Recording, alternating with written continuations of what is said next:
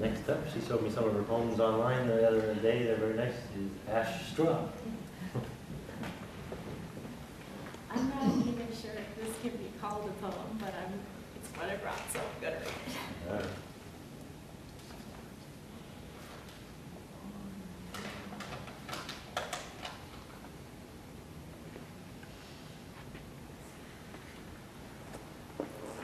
Once upon a while in time, a woman was detached, guided by the mind as on a leash, a body straying through the city streets. Her history is one of harmony, for fluidly she floated the forest of ignorance and suffering, and ignorant of suffering. This woman knew extremity well, the pain and the pleasure of living in hell, of relishing body, abuse of trust, and the great love affair between grasping and lust. This woman was on the run once. This woman was afraid of the sun once. This woman knows what it means to pray to thieves on bended knees who pilf all generosities, fast Adams stealing apples from Eves.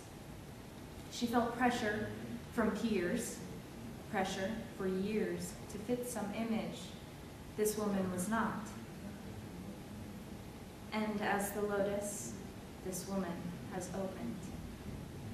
At times, the beautiful growth within is fighting to be vomited out of its toxic conditions.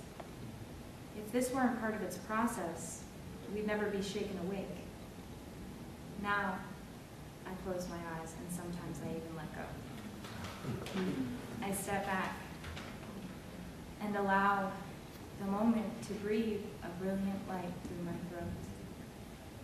And because I still know, sometimes, from the rumble of the acid in the remainders of an ego, fear comes, slow, metallic, to engulf my neck.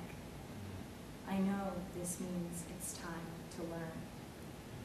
When this fear comes, I know I can't just breathe the light. I must find strength to fight. I must find strength to feel and deeply to heal.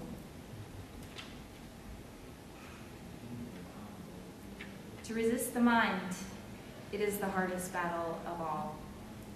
We wish to subjugate and pummel it, when instead it is a deep love for and serenity of self that will ultimately prevail. We are all hurt and none immune. We are all singing to only one tune. We are all growing and none are stayed still. We are all learning and always will. We must dive into the lower blocks and barriers whenever they appear, so that we can truly clean ourselves of fear.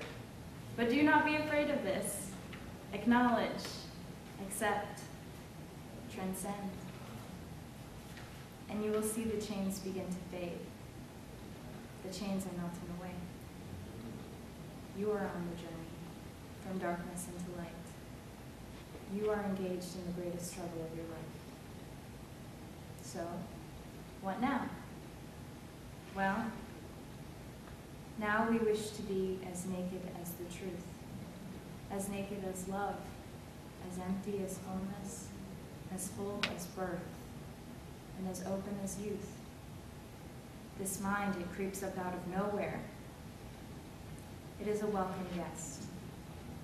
Let it teach us about honesty. It tries to enslave us, but what can be enslaved that knows the nature of its presence? What can be enslaved that knows its own inherent freedom?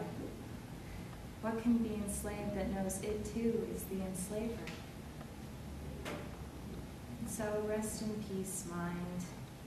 That was another earlier time when we were ruled by you. Now we take your information, and with it we break free. Now we know your struggle. It must be the saddest of all. You grasp onto things out of ignorance, and you will never even know of your delusions. For when the knower knows of them, the knower frees himself from you. So we will be like warriors, our swords, our depth of wisdom, and our shield, our breadth of acceptance, protecting by embracing every blow.